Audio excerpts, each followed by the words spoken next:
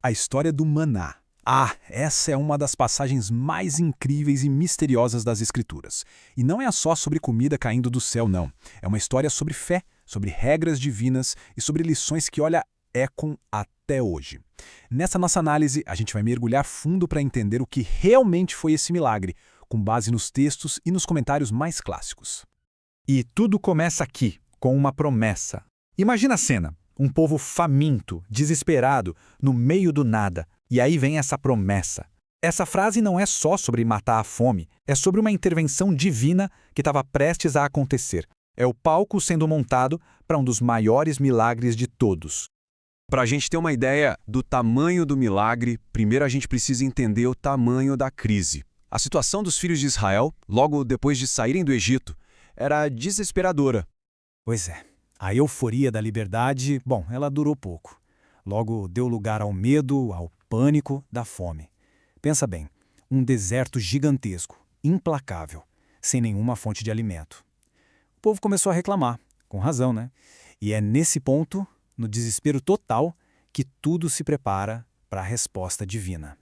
E a resposta de Deus veio, só que de uma forma que ninguém, absolutamente ninguém, poderia ter imaginado. Não era uma colheita que apareceu do nada, nem um oásis escondido. Era algo que ninguém nunca tinha visto antes.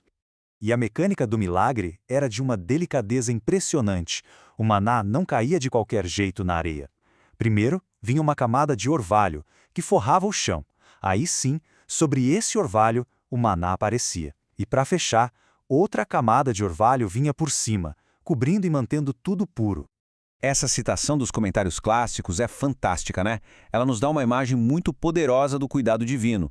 Essa caixa de orvalho mostra que o maná era um presente protegido, mantido limpo, a salvo da areia, dos insetos. É um presente entregue com cuidado imenso. Quando eles viram aquela substância pela primeira vez, a reação foi de puro espanto. Olharam uns para os outros e perguntaram, que em hebraico quer dizer literalmente, o que é isso? E é daí, dessa pergunta, desse momento de mistério total, que veio o nome maná. E os textos dão detalhes bem específicos.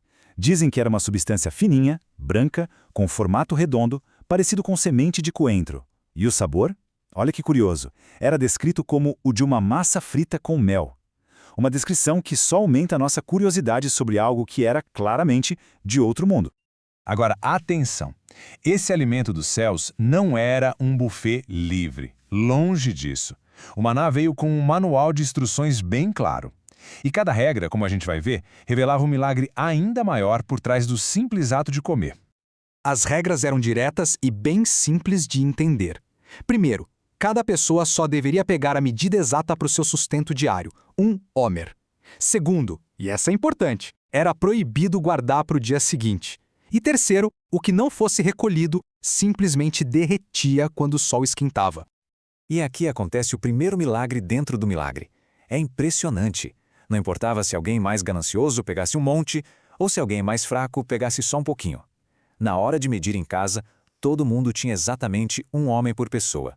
Uma lição diária sobre igualdade e, claro, sobre confiança na providência. E para quem não seguia as regras? Bom, a consequência era imediata e bem visível.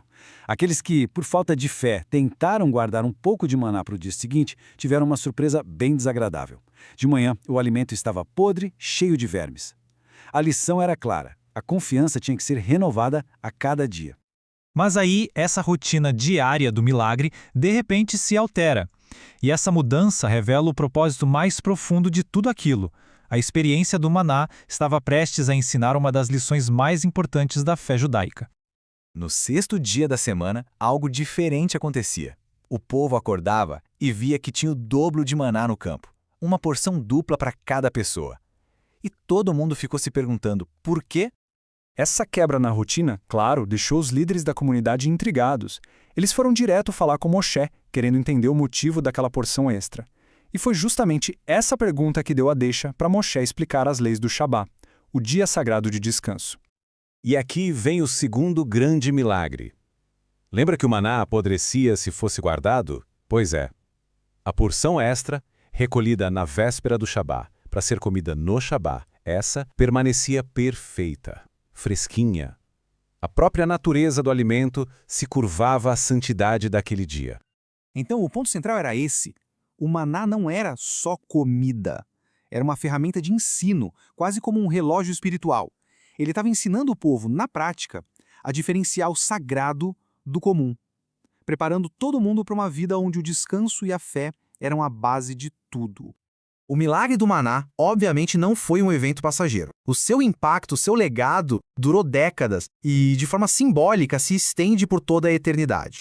A gente precisa parar e pensar na grandiosidade disso. Uma nação inteira foi alimentada com esse pão celestial por 40 anos, todos os dias, exceto no Shabat. E o milagre só parou, só cessou, no exato momento em que eles chegaram à terra de Canaã e finalmente puderam comer dos frutos da terra.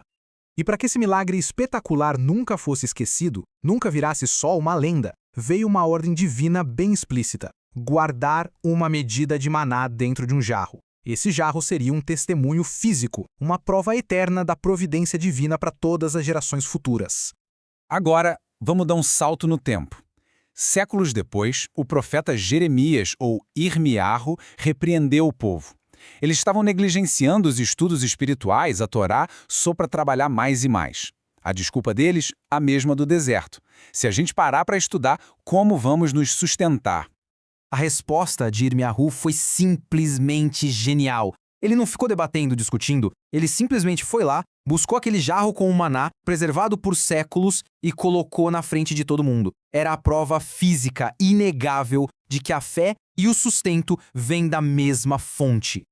Então, no final das contas, o que foi o maná?